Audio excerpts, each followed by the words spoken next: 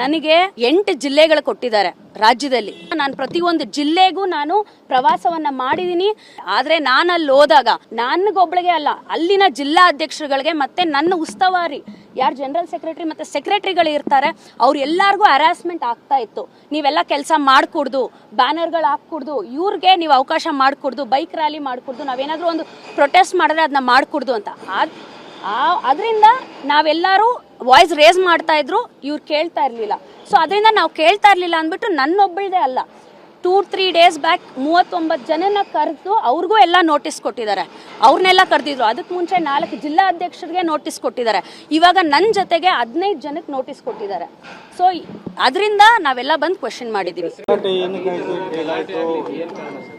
ಗಲಾಟೆ ಯಾವುದು ಆಗಿಲ್ಲ. ಗಲಾಟೆ ಏನೋ ಕಾಣಿಸ್ತಾ ನಿಮ್ಗೆ?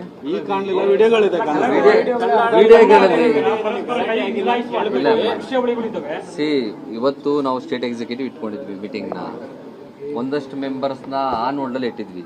ಆನ್ ಹೋಲ್ಡ್ ಅಂತ ಮೀನಿಂಗ್ ಏನಂತ ಅಂದ್ರೆ ಪೊಸಿಷನ್ ಇಂದ ನಾವು ಸಸ್ಪೆಂಡ್ ಮಾಡಿಲ್ಲ, ನಿಮ್ಗೆ ಕೊಟ್ಟಂತ ಕೆಲಸವನ್ನ ಮಾಡದೇ ಇರೋದ್ರಿಂದ ನಿಮ್ಮನ್ನ ಹೋಲ್ಡ್ ಅಲ್ಲಿ ಇಟ್ಟಿದ್ವಿ. ಅದನ್ನ ಕಂಟಿನ್ಯೂ ಮಾಡಬೇಕು, ಬಂದ್ ಮಾತಾಡಬೇಕು ಅಂತ.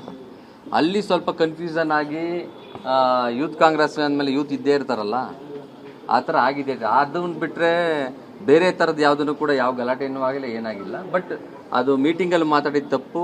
ಯಾರೇ ಯಾವ ಹುಡುಗರು ಮಾತಾಡಿದ್ದಾರೆ ಎಲ್ಲರಿಗೂ ಕೂಡ ವಿಡಿಯೋ ಇದೆ. ಇವಾಗ ಅದೇನು ಇಂಡಿಸಿಪ್ಲಿನ್ ಯಾರು ಇದು ಮಾಡ್ತಾರೆ ಅದನ್ನು ನಮ್ಮ PCC ಅಧ್ಯಕ್ಷರು ಗಮನಕ್ಕೆ ತಂದು, ನಮ್ಮ ನ್ಯಾಷನಲ್ ಪ್ರೆಸಿಡೆಂಟ್ ಗಮನಕ್ಕೆ ತಂದು, ಮೊದಲು DK ಶಿವಕುಮಾರ್ ಸಾಹೇಬ್ರಿಗೆ ಅದನ್ನ ಡೀಟೇಲ್ಸ್ ಕೂಡ ಅವ್ರು ಆಲ್ರೆಡಿ ಗೊತ್ತಾಗಿ ತಿಳಿಸಿದ್ದಾರೆ. ಇಲ್ಲಿ ಯಾರಿಗೂ ಫ್ರೀಯಾಗಿ ಬಂದು ಕುಂತು ಬರೀ ಪೋಸ್ಟ್ ನೆಟ್ಕೊಂಡು ಹೋಗೋಕ್ಕೇನಿಲ್ಲ. ನಾನಿಲ್ಲ ಅಂದ್ರೆ ಇನ್ನೊಬ್ರು ಬರ್ತಾರೆ, ಅವರಿಲ್ಲ ಅಂದ್ರೆ ಇನ್ನೊಬ್ರು ಕರ್ಕೊಂಡು ಕೆಲಸ ಮಾಡ್ತೀವಿ. ಸಂಘಟನೆಗೆ ಮತ್ತು ಚಳುವಳಿ ಇಂಪಾರ್ಟೆಂಟು.